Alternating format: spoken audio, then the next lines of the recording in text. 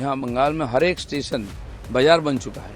Rail अपना जगह अपने कब्जा में लेगा। बंगाल का हालत जम्मू कश्मीर से भी खराब है। पश्चिम बंगाल में अवैध कब्जों और घुसपैठ के मुद्दे पर राज्य के मंत्री दिलीप घोष ने एक बार फिर बड़ा बयान दिया है।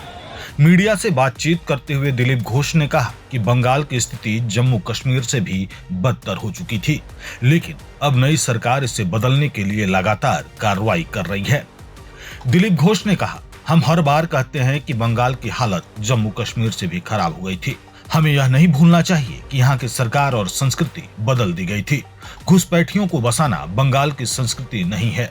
ममता बनर्जी ने हमारी संस्कृति को बिगाड़ा और अब हम उसे ठीक कर रहे हैं। उन्होंने आरोप लगाया कि पिछले कई सालों से राज्य में अवैध घुसपैठ और अतिक्रमण को खुला संरक्षण मिला, जिसकी वजह से रेलवे स्टेशन, सरकारी जमीनें और सार्वजनिक स्थान अव्यवस्था और गंदगी का केंद्र बन गए। दिलीप घोष ने खास तौर पर हावड़ा स्टेशन का जिक्र करते हुए कहा कि सिर्फ हावड़ा ही नहीं बल्कि बंगाल का लगभग हर स्टेशन बाजार में बदल चुका है। उन्होंने कहा, हर स्टेशन गंदगी से भरा हुआ है। महिलाओं, बच्चों और यात्रियों को बैठने तक की जगह नहीं बची। रेलवे अब अपनी जमीन वापस लेगा और जनता की सुविधा के लिए उसका इस्तेमाल करेगा। उन्होंने साफ संकेत दिया कि रेलवे, बंगाल पुलिस और प्रशासन मिलकर अवैध कब्जों के खिलाफ बड़ा अभियान चलाएंगे। हावड़ा और सियालदा नहीं है, यहाँ बंगाल में हर एक स्टेशन बाजार बन चुका है। गंदगी भरी हुई है। महिलाएं, बच्चे, वयस्क बैठने के लिए जगह नहीं उनके पास। थोड़ा ट्रेन लेट हो गया तो इधर उधर घूमना पड़ता है। बैठने के लिए नीचे भी जगह नहीं। दुकान लगा के कोई खा पी रहा है, सो रहा है, वहाँ घर बना लिया है। सब जानते हुए कुछ नहीं किया है। रेल अपना जगह अपने कब्जा में लेगा और जनता को और सेवा देगा। उसके लिए चाहे रेल, चाहे बंगाल पुलिस, सब उसको मदद करेंगे। सर का 7 पॉइंट में देखा गया कि स्टोन पत्थर जो हम लोग देखे थे जम्मू कश्मीर में, वो कलकत्ता में देखा गया, लेकिन पुलिस ने अपना बार बार हम बोलते हैं कि बंगाल का हालत जम्मू कश्मीर से भी खराब है। पता चल रहा है, लेकिन भूल जाना चाहिए, नहीं भूलना चाहिए कि सरकार बदल गया है, कल्चर बदल गया है। वही फर्क साक्षात है। जहाँ रामनवमी में किसी बस में एक और ओंकार का झंडा था, उसको उतार दिया गया। ये हम भूले नहीं है, सबका हिसाब होगा।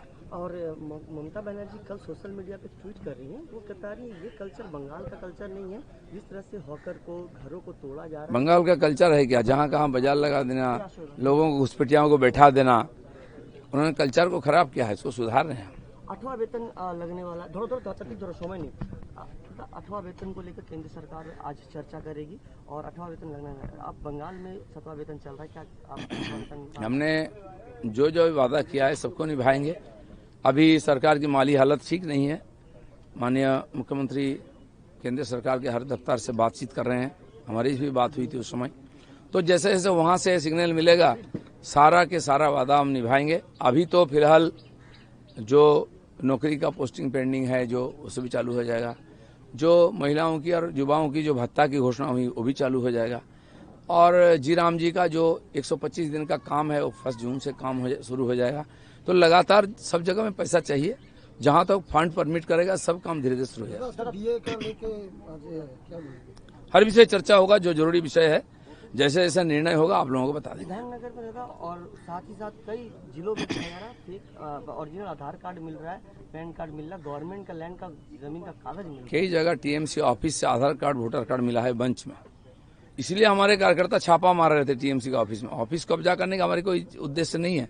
बहुत पाप काम हुआ है वहाँ, लेकिन इस प्रकार गैरकानूनी काम जो हो रहा था वो भी मिला है बंच ऑफ कार्ड्स। ये क्यों होगा? पार्टी का दफ्तर में क्यों मिलेगा आधार कार्ड और वोटर कार्ड? इसीलिए ये सब का भी हिसाब किताब होगा। आखिरी प्रश्न ममता बनर्जी ने कहा है कि ये कल्चर बंगाल का कल्चर नहीं है, इंसान इसका जवाब देगा आने वाले समय में। जिस तरह थोड़ा इंसान तो जवाब दे ही दिया ना। कौन सा सही कल्चर लोगों ने ही तय कर लिया है। ममता बनर्जी भूल जाए, बंगाल की कल्चर को उन्होंने कालीमालित कर दिया था।